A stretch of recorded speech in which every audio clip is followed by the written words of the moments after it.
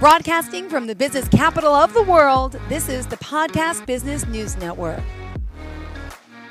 Tracy Clairmont joining us here once again. Excited to have her back as a certified hypnotherapist and life coach as well.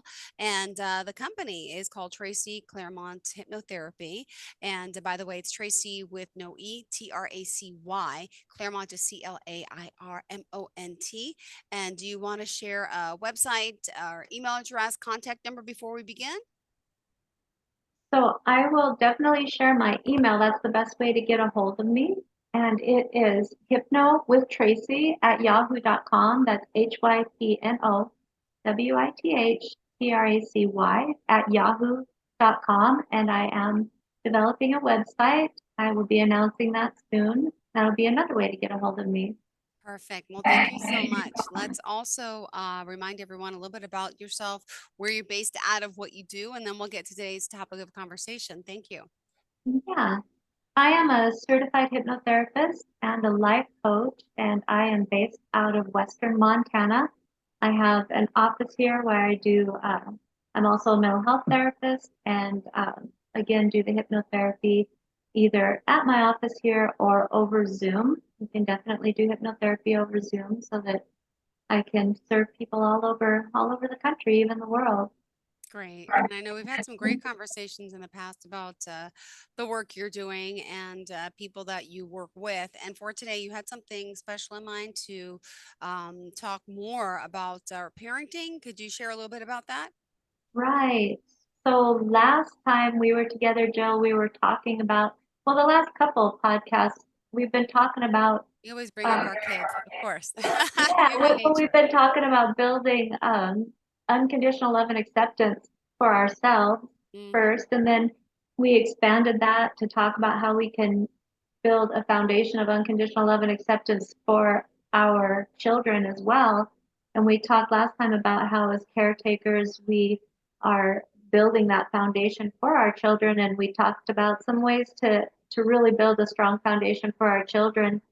And as we spoke about that, as we got to the end of that conversation, I don't know if you remember, Jill, but you said at the end, it's never too late, right? Yeah. And that prompted me to remind everybody that it's never too late to build positive experiences with our children. But it also reminded me that I would love to go into a bit more depth about parenting, being the experience of being parents. You know, it's really difficult being parents. And when you made that statement, it's never too late, right? You were you were really speaking to that feeling of like, oh my gosh, I remember a moment where I did not do great parenting, and this parental guilt that we feel. Our intentions are so good, but parenting is so hard. And then we worry. I don't know anybody who's a parent who hasn't worried that they're totally messing up their kids with their parenting at some point. Hmm. Because it's so hard and it's so complex. And and again, it's never too late to give our kids different experiences, Yeah. and we all worry about that. I use myself as an example with people all the time. Um, just so people, I can use my own personal experience. I myself have been raising kids for 28 years. My son is going to be 28 in August, Wow. and I have raised children all the way through. I still have two at home, an 8-year-old and a 12-year-old, and their children number 9 and 10. So, and I'm a mental health therapist, and I've worked with children and families for 30 years. You would think that me as a parent, that I would be, spot on and doing a really great job not having those really poor parenting moments. And I'm here to tell you that I do have poor parenting moments for two reasons. First, parenting is hard. Secondly, because I'm human, Yeah. right? And we're always, nobody gets parenting right 100% of the time. Nobody does. And the good news is that Circle of Security is a parenting curriculum, but it's based, there's a group of researchers who developed that program, and it's all about attachment theory. And they actually researched this and found that you only have to be spot on in your parenting 30% of the time to raise healthy, emotionally healthy humans. Yeah. Now, when I learned that years ago, I can't even tell you how relieved I was about that because I'm like, I can be on point 30% of the time. I can't 100% of the time. But Yeah. even with that knowledge, it really helped me to not fall into that pit of parental guilt, Yeah. right? Because once Oh, you dive into that pit of parental guilt, then you start judging yourself mm-hmm. and you do those things that are the opposite of unconditional love and acceptance for yourself, right? You Oh, start yeah. judging, you start being really harsh Mm-hmm. with the words that you tell yourself, and then you criticize yourself, and those are not helpful states to be in, right? They just really drag you down, and they make it so you start to not trust your own instinct as a parent. Mm-hmm. When you get judged, when you judge yourself, when you receive judgment from the outside, these are all things that really contribute to us questioning and second guessing our own instincts. I think you gave an example, Jill, where you were getting advice about letting your baby cry all the time. Mm-hmm. Yeah. Yeah. And that people's opinions, we have so many other opinions and conversations going on around us, and there's so much information out there now that we're just like bombarded with recommendations and information, and it causes us to be overwhelmed and then not really be in tune with what we are believing needs to happen, what we're feeling needs to happen instinctively. Yeah. So getting back to trusting our own selves and remembering that each one of us parents, we are actually the experts on our own children. Mm-hmm. We can have all sorts of experts in the world, and that's nice to get pointers and hear advice, but we are truly the experts on our own children. Mm-hmm. And when I'm working with children and families, I remind parents of that, and I ask them for information about their children because they are the experts. So as I said, I don't always get parenting right. I have my parenting moments. I use examples of my own poor parenting moments to Yeah. help other people develop empathy for themselves.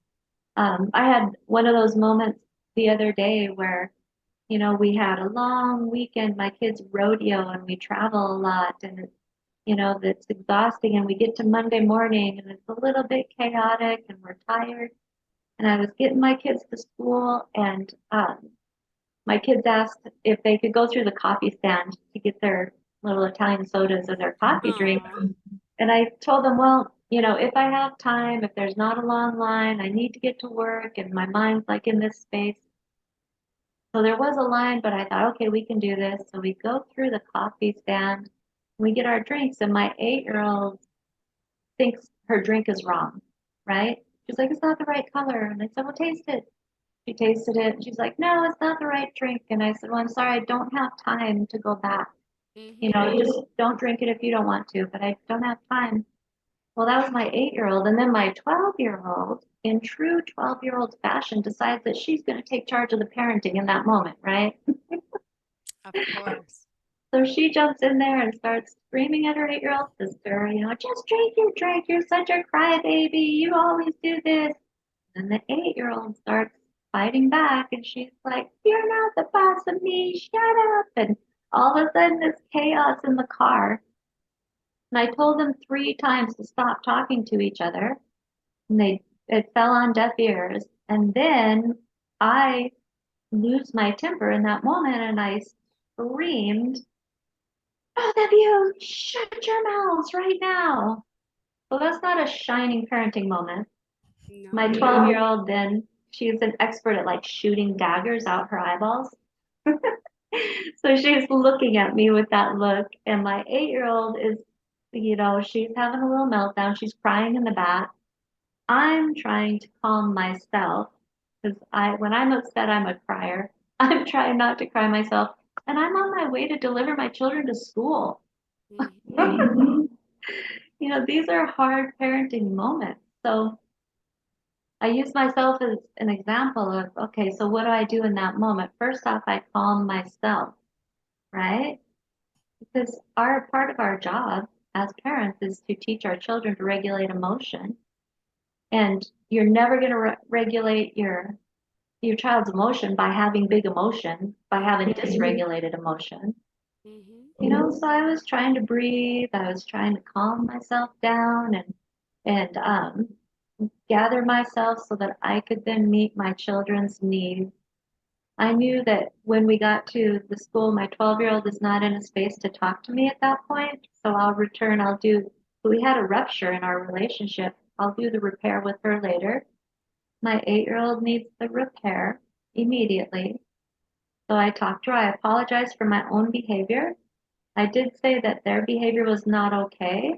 That was a poor choice, but my behavior was not okay as well. So I apologized for the screaming and making them feel bad. And then I separate out, great kids make poor choices in behavior. That was a poor choice on both of your part. I could have handled it better. You haven't ruined my day. I hope I haven't ruined your day. I give her loves and hugs because all relationships are about rupture and repair. And the repair is so important, right? The repair is so important because what is a relationship of only rupture? Yeah. It's not a relationship at all. Sometimes our adult relationships that we try to exist within are a pattern of repeated ruptures with no meaningful repair. And they really don't have a chance. Yeah. And our children, they respond to our energy. Mm. Right? That's why, you can't scream at somebody to calm down and expect them to calm down, right? Yeah, my son, I do. I'm guilty of this. We fight every night. It's a fight because they don't want to go to sleep. They don't want to turn the TV off, which I don't put on much anymore, but it's always something. And then at night, because they don't want to go to bed, well, you don't love me. You hate me. I'm the hated child. And becomes this big fight. And then it goes on and on. And there's only so much nice talking I do. And then I'm like, good night, shut everything. We're going to bed. And then I scream. And then the other one, then my 8-year-old grabs his ears, like, he starts crying because he hates the screaming. And I just upset him more. And I'm just like, so frustrated. I'm like, how do you handle that? It's every night the Yeah. same pattern. And I try to set them up and say, like in the morning, okay, so tonight we're going to go to bed. We're not going to do this, right? And then it still happens.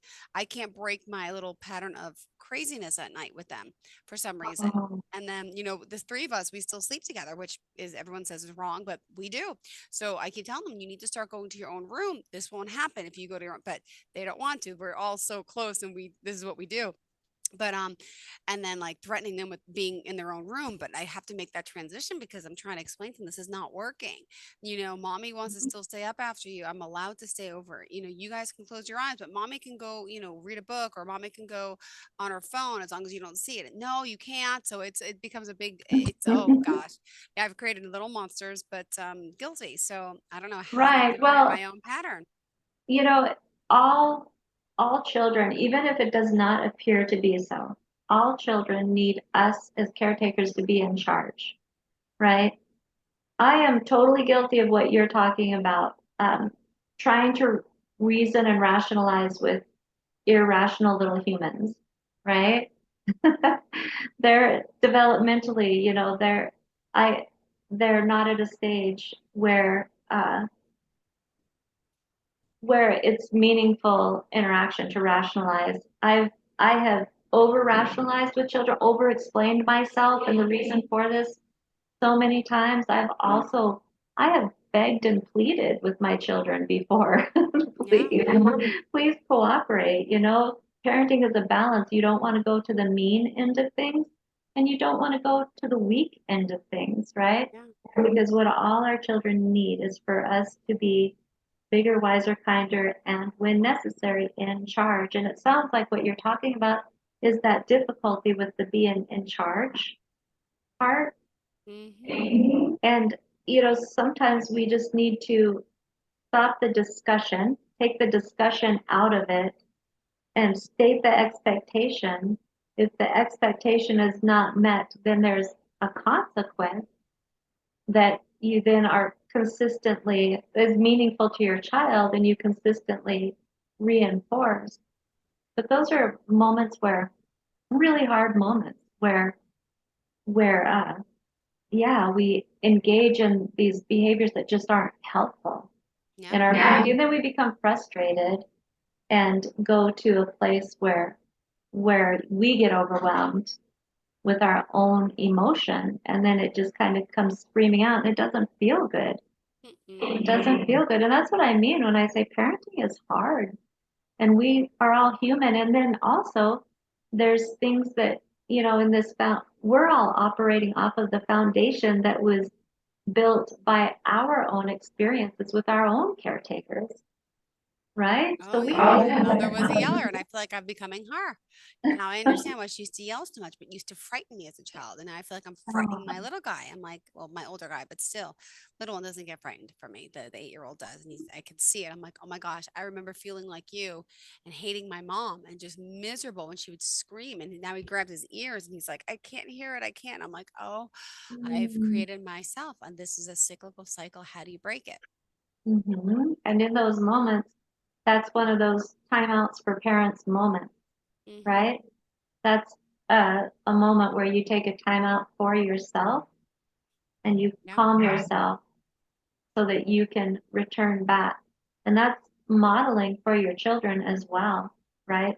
This is how I regulate my emotion Mm-hmm. when I am upset. Your kids are gonna be okay for a few minutes while you regulate yourself. Now, I'm not talking about take 30 minutes and go jump in a bubble bath. That's not what I'm talking about. I No. mean, just take some time to breathe deeply, to say the right things in your mind that will support you in what you're trying to do. Mm-hmm. And, calm yourself, return to it. Then they will see that you are in a calm body, calm mind, and you are in charge of this situation. Now, Yeah. they can choose to listen to you or not. If they choose to not, then know that there will be consequences, and I will be consistent with this. I will be consistent. I'm not going to beg. I'm not going to plead. I'm not going to engage in circular conversations about why something has to happen. It's just going to be because I'm the mom and I'm in charge. And Mm-hmm. so, but all easier said than done. All easier said than done. And consistency is just incredibly important, right? Consistency, predictability.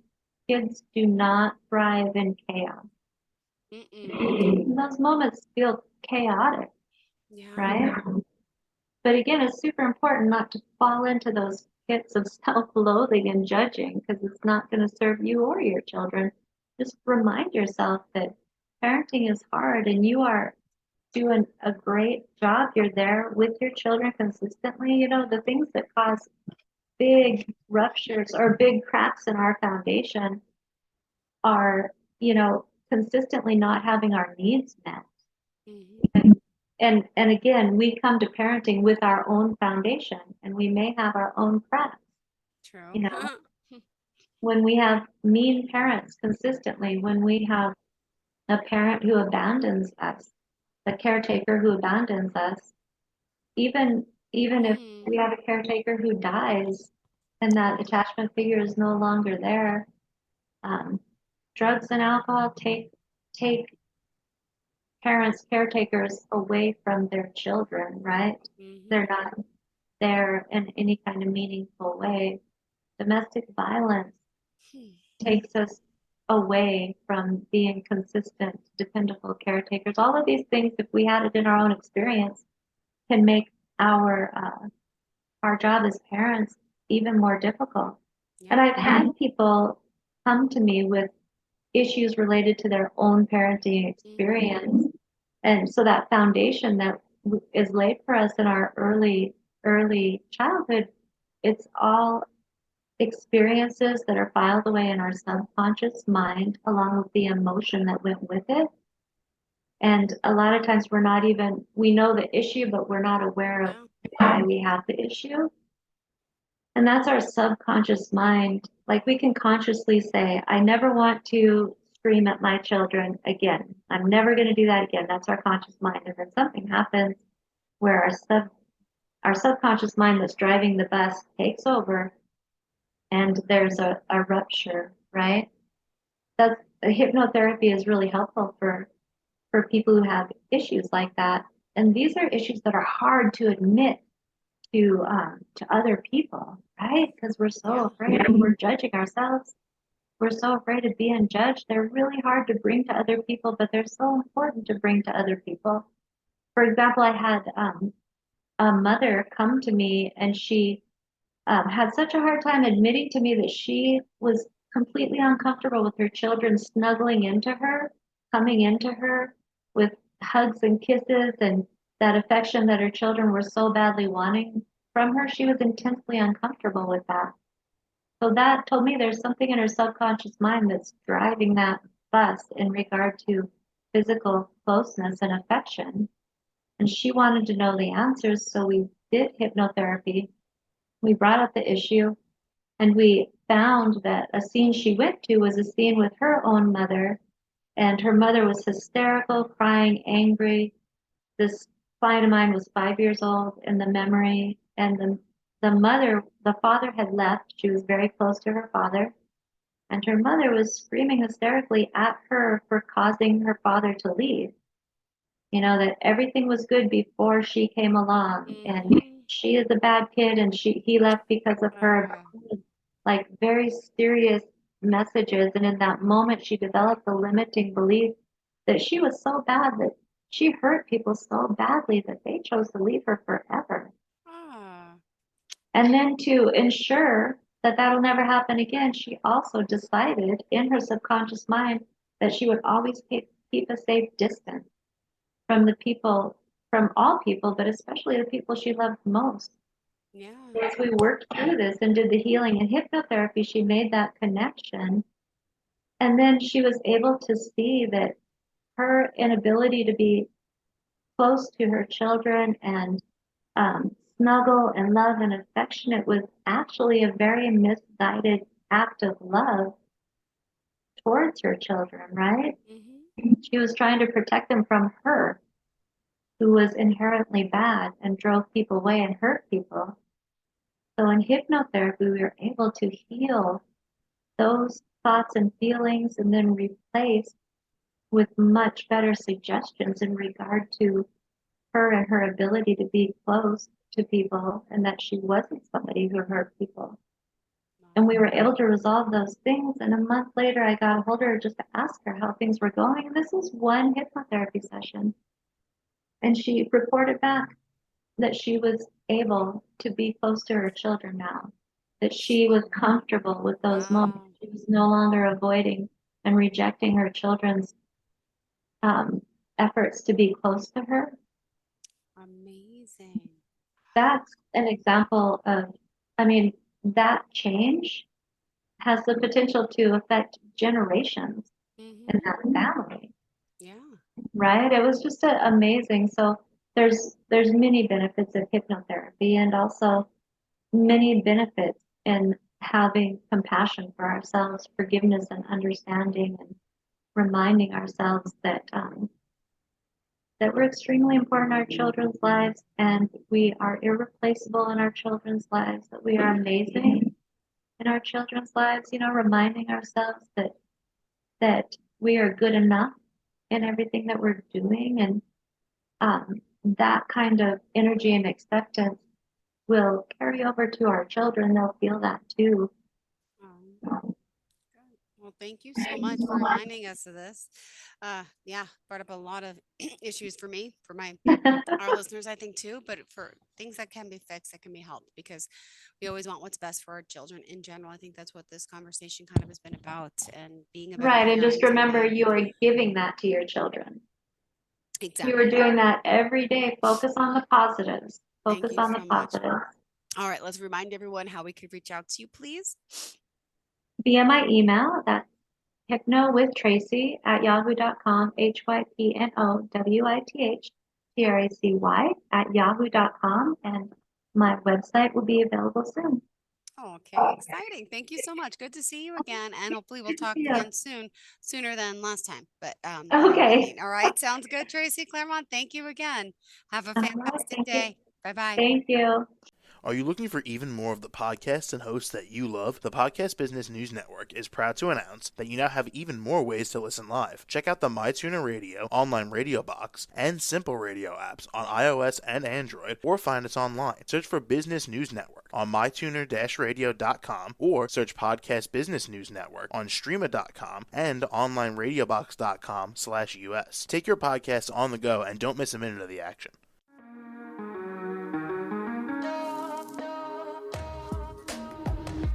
Broadcasting from the business capital of the world, this is the Podcast Business News Network. For nearly 2,000 severely injured veterans, everyday life has become filled with barriers. Day-to-day simple tasks can become pretty daunting. I have to carry my chair up 2 flights of steps or have somebody do it for me. What scares me the most is just the falling. When I'm struggling with my house, I think, to have that one great barrier just knocked down, it's crucial. Home for Our Troops is a wonderful nonprofit that builds a Mortgage-free, fully adaptive, handicap-accessible house. And there's no catch. It'll be our very first home that we've ever owned. This is a game changer. This is where your life begins again. We need you to join us in completing this important mission. Please visit hfotusa.org and help build homes and rebuild lives. Because of you, everything's going to be okay.